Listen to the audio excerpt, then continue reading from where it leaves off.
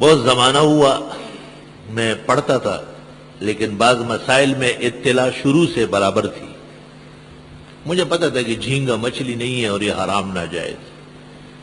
جمعے کا دن تھا اور اس پورے علاقے میں کوئی ہوٹل نہیں تھا کہ کھانا منگوائے۔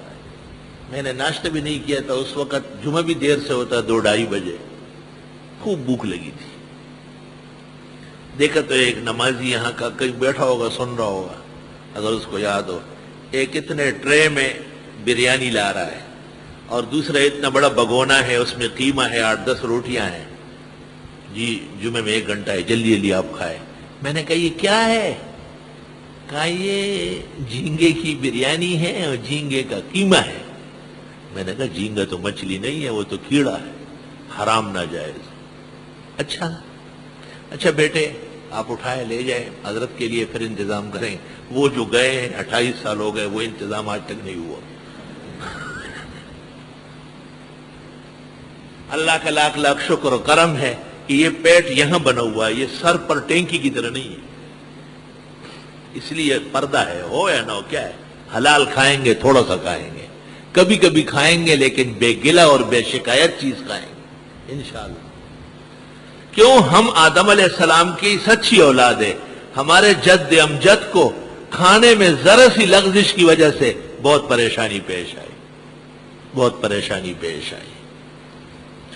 معلوم ہوا کہ کھانے میں احتیاط نہ کرنا صرف صحت کی خرابی کا باعث نہیں، بلکہ ایمان برباد ہونے کا خطرہ ہے۔ یہ تو نبی تھے، معصوم ہے، اللہ نے بچایا، آگے آ رہا ہے۔ لیکن غیر نبی اور امتی اگر وہ کھانے میں بے احتیاطی کرے تو ٹھیک بات نہیں ہے۔ یہاں ایک شخص آتا تھا، ایک جماعت کا تھا جس کو علماء پسند نہیں کرتے کیونکہ ان کے بڑوں نے انبیاء اور صحابہ کی شان میں بے ادبی کی ہے، محبت کرتا تھا۔ ایک دن فتح الملہم لے آیا، وہ حضرت شیخ الاسلام شبیر احمد میں لے لی، ٹھیک۔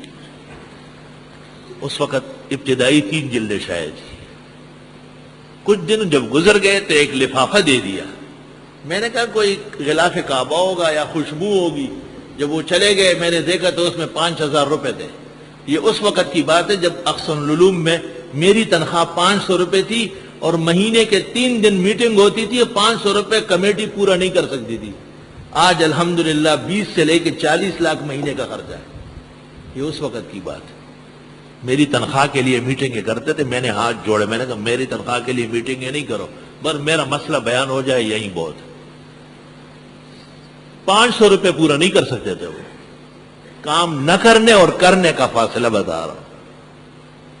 آج الحمدللہ ہمارے دور تفسیر کا خرچہ 40 دن کا 40 اور 60 لاکھ کے درمیان میں ہے۔ لوگ دورے پڑھاتے، دورے کے پہلے وزن تو دیکھ، دورہ ہوتا کیا ہے۔ اس کو ہم نے اور ہمارے رفقا نے اور ہمارے دوستوں نے کام سمجھا ہے، کام نہیں، کام کی روح سمجھا ہے، کام کی جان اس کو مانتے ہیں۔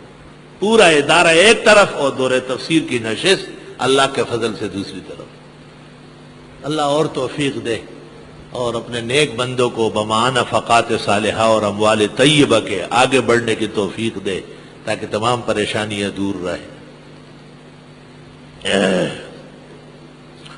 اللہ اکبر و کبیرہ۔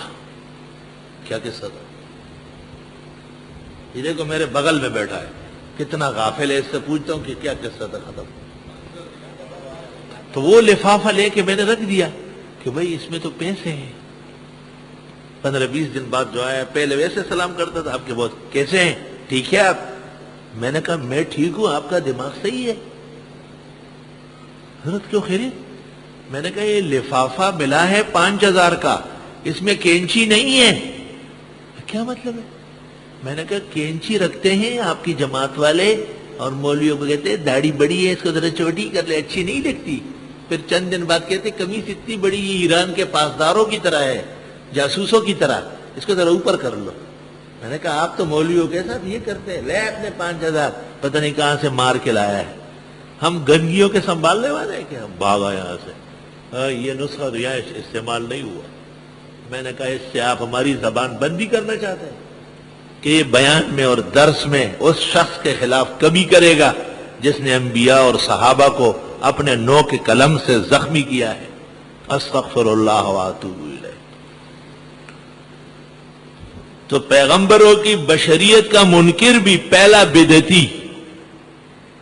بدعتی اور پہلا غیر مقلد ابلیس ہے، اور یہ دو فتنے ہمیشہ آپ کے بغل بچے کی طرح آپ کو کاٹتے رہیں گے، یاد رکھنا۔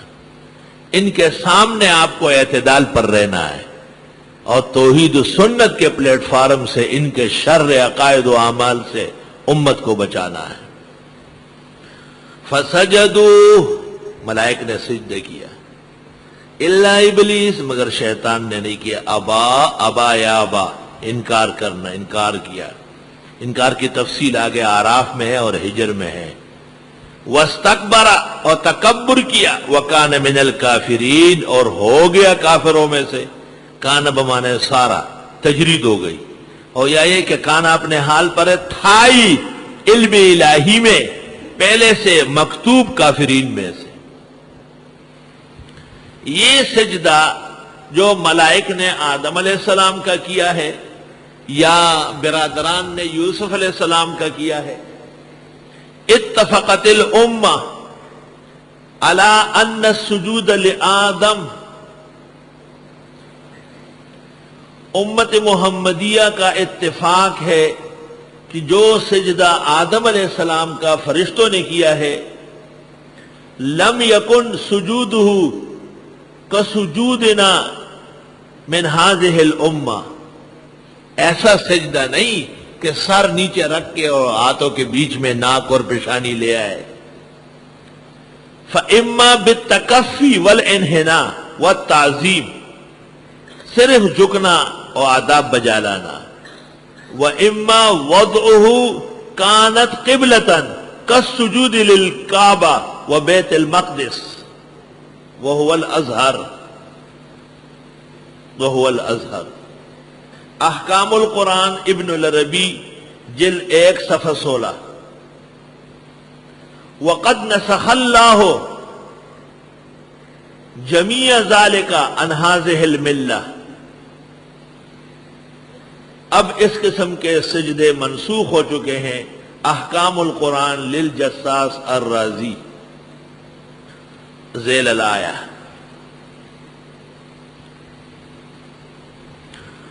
اس کی شکل باقی ہے، جیسے علماء دین اور بزرگوں کا احترام کیا جاتا ہے۔ یہ احترام ہر شخص اپنی حیثیت سے کرتا ہے۔ اہل یعنی حق جھکنے کو، ہاتھ باندھنے کو منع فرماتے ہیں، کیونکہ اس میں شائبہ شرک کا ہے، اور اس طرح احترام اور تعظیم میں جب تعدی ہو اور اعتدال نہ ہو تو شرک تک بات پہنچ جاتی ہے۔ حدیث میں ہے کہ ان ملائکۃ اللہ لتدعون اجنحتہم رضا لطالب العلم، طالب علم کے لیے فرشتے پر بچھاتے ہیں۔ تو یہ پر بچھانا اطاعت و فرمانبرداری کی ایک قسم ہے۔ آدم علیہ السلام کے اہل اور آدم علیہ السلام کے اوصاف سے آراستہ علماء هذه الامہ وطلابها والحمدللہ علی ھذا، کسی رنگ اور شکل میں اب بھی یہ باقی ہے۔